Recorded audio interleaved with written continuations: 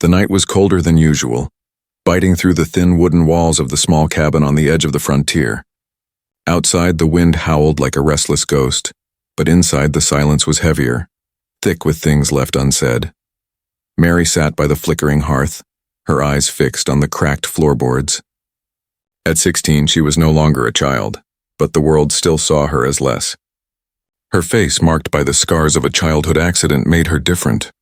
Ugly, her father said. A burden. Her father, Jedediah, was a hard man, a rancher forged by the unforgiving land.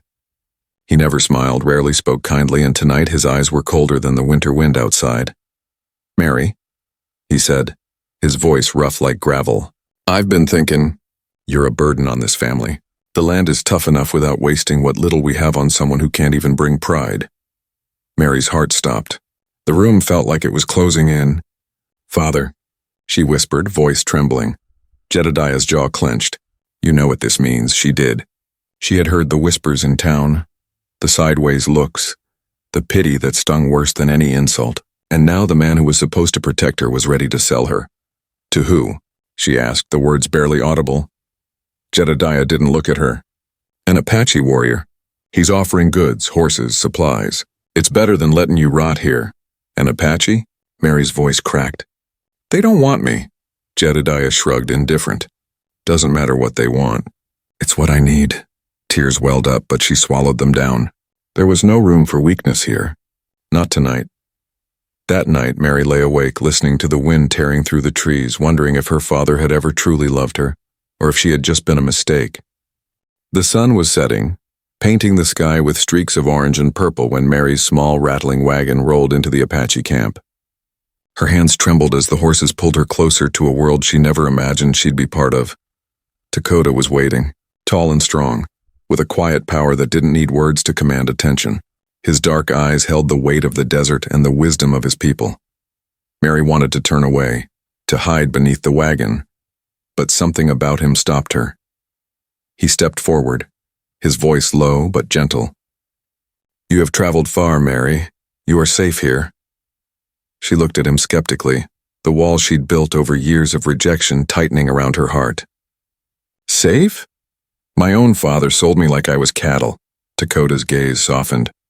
"I know pain, Mary, but your scars, they tell a story of survival. That is strength." She stared at the long marks that ran along her cheek and jaw, reminders of a childhood accident that left her feeling broken and unworthy. No one had ever spoken to her like this before. "Why would you care?" she asked, voice barely a whisper. Dakota smiled faintly. "Because no one should live in shadow. Not when there is light to find." That night, as the campfire crackled and the stars blinked above like silent witnesses, Mary felt something stir inside her. Hope, fragile but real. For the first time in her life, she wasn't just the ugly girl nobody wanted, she was someone. Days turned into weeks, and Mary's world shifted in ways she never expected. The Apache village was alive with sounds and colors so different from the lonely silence of her old cabin. At first, everything felt foreign. The language, the customs, the quiet strength in every glance and gesture. Mary fumbled through new routines, trying to learn the ways of the tribe. Dakota was patient, teaching her how to start fires without matches, how to listen to the wind, how to respect the land that gave them life. "Your scars," he said one afternoon as they sat by a stream, "they are like the land's marks, signs of storms weathered, but still standing." Mary wanted to believe him, but old doubts clawed at her heart. Was she truly welcome here? Or was she just a prisoner in a strange land? Some of the younger warriors watched her with suspicion, others whispered behind her back. But Dakota stood by her side, a quiet shield against the judgment she'd known all her life. One evening, the tribe gathered for a ceremony, the firelight casting dancing shadows on faces painted with fierce colors. Mary watched from the edge, feeling both a part and a part of something greater.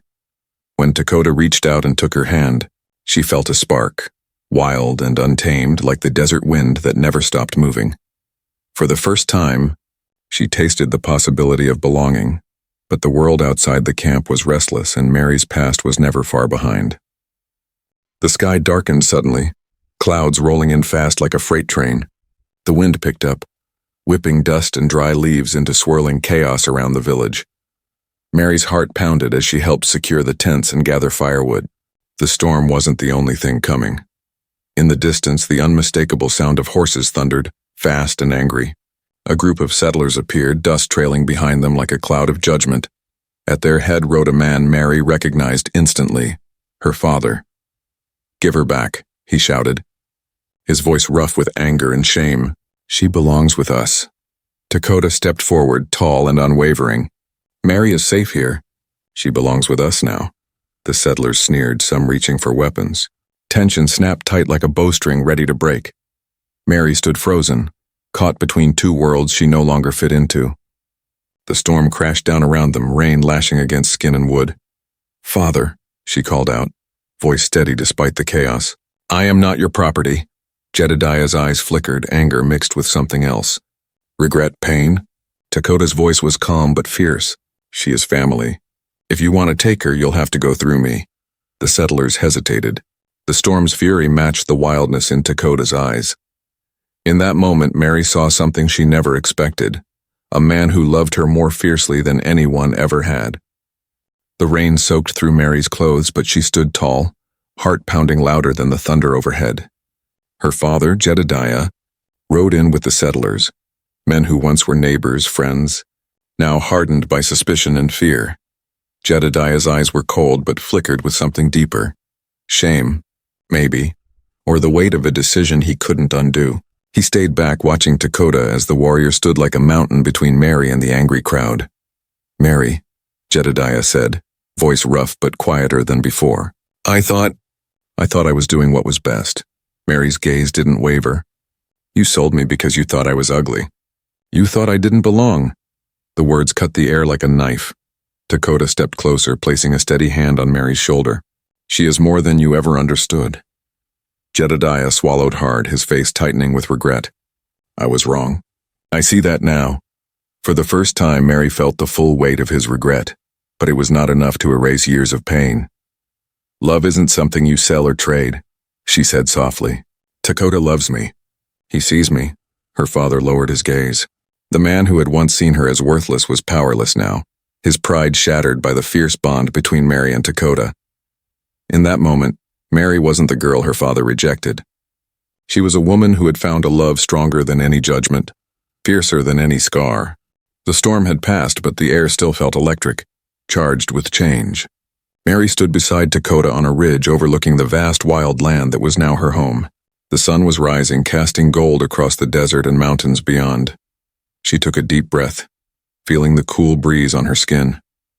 For so long, she'd been trapped by fear, by the cruel words of a father who couldn't see her worth. But here, with Dakota and his people, she'd found something new, something fierce and unbreakable. "I'm not the girl I used to be," she said softly, eyes fixed on the horizon. Dakota smiled, his hand finding hers. "You never were.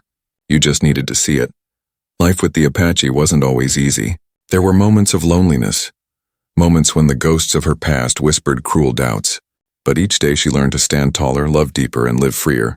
The tribe became her family, and Dakota, her heart. Together they faced hardships and joy, wild sunsets and cold winters, laughter and tears. Mary had been sold once, dismissed as ugly and unwanted. But in this wild, untamed land, she was loved fiercely, like no one had ever loved her before. And that love was hers to keep. Years had passed since that cold night when Mary's fate seemed sealed. Now the scars on her face told a different story, one of survival, courage, and a love that had transformed everything. The Apache camp was alive with the laughter of children, their faces bright and curious under the endless blue sky. Mary sat beside Dakota near the fire, watching their family grow, their hands intertwined, fingers rough from hard work and gentle from tender moments. "Do you remember that night?" Mary asked softly. "When my father sold me like I was nothing?" Dakota nodded, a quiet strength in his eyes. "I remember. But I also remember how you found your strength." Mary smiled, the weight of years lifting from her heart. "I never thought I'd belong anywhere. But here, with you, I'm home." Dakota pulled her close, his voice steady and sure. "You were never meant to be alone. Not then, not now." And beneath the wide open sky, with the fire crackling and children's laughter ringing through the night, Mary knew she had found a love that was wild, fierce, and unbreakable. a love that had rewritten her story.